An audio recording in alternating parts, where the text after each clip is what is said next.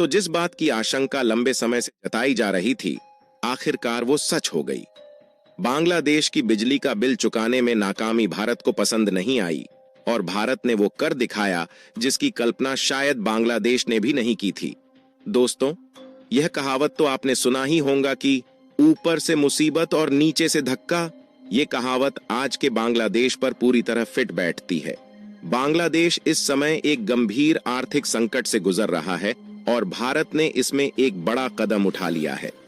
बांग्लादेश के power sector में भारत की अडानी पावर ने बिजली की सप्लाई में कटौती कर दी है। आप सोच रहे होंगे कि ये क्यों हुआ? तो वजह है बकाया पैसा।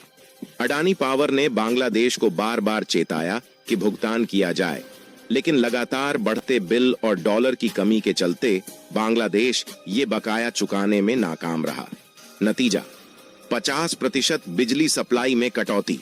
अगर बकाया नहीं चुकाया गया तो क्या बांग्लादेश को और भी मुश्किलों का सामना करना पड़ेगा? क्या ये संकट बांग्लादेश को पाकिस्तान और श्रीलंका की तरह हालातों की ओर ले जाएगा? तो पूरी अपडेट क्या है इस वीडियो में समझते हैं, लेकिन उससे पहले वीडियो को एक लाइक और चैनल को सब्सक्राइब करना मत भूलिए। दरअसल ये कोई छोटी मोटी बिजली कटौती नहीं, बल्कि सीधा 50% बिजली की सप्लाई पर रोक लगा दी गई है। असल में अडानी पावर ने पहले ही बांग्लादेश पावर डेवलपमेंट बोर्ड यानी पीडीबी को चेतावनी दे दी थी। 27 अक्टूबर को अडानी ने पीडीबी को एक पत्र भेजा जिसमें 30 अक्टूबर तक बकाया चुकाने की मांग की थी।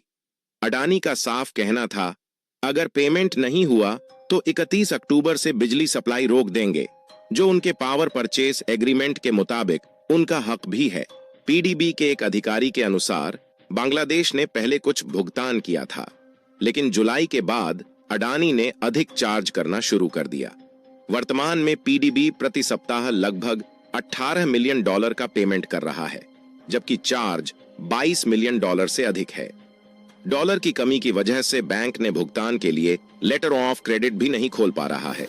दोस्तों, पहले एक समझौता हुआ करता था जिससे बांग्लादेश को सस्ती बिजली मिलती थी, क्योंकि कोयले की कीमतें काबू में थीं।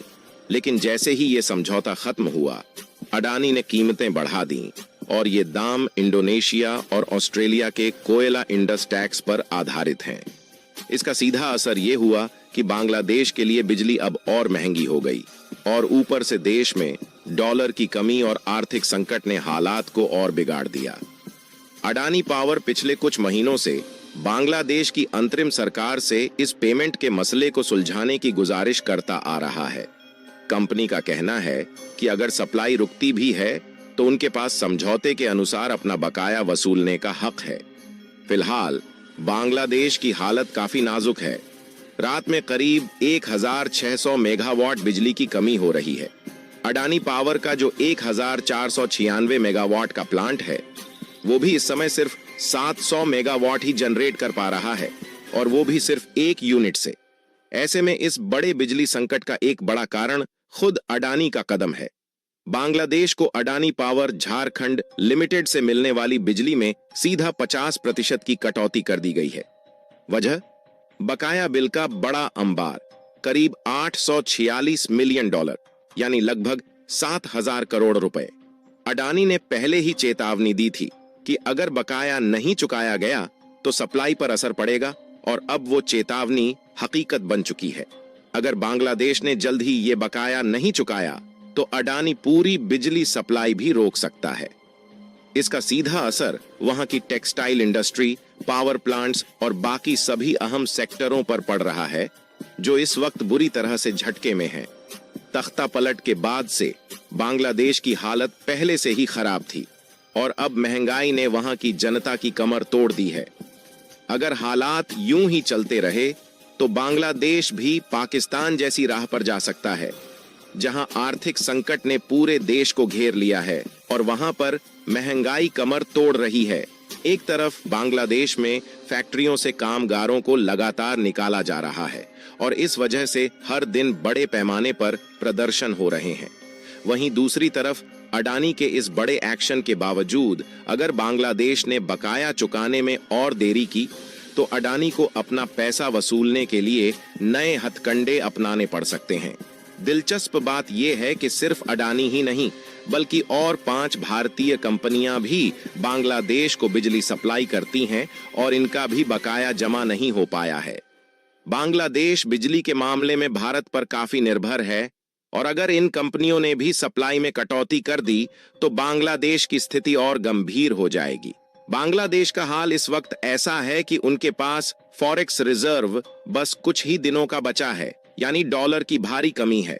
इसका मतलब ये है कि वो न तो अपने बकाया बिल चुका पा रहे हैं और न ही विदेश से सामान इंपोर्ट करने के लिए पर्याप्त पैसा है। अगर हालात जल्द नहीं सुधरे तो उनकी मुश्किलें और बढ़ सकती हैं।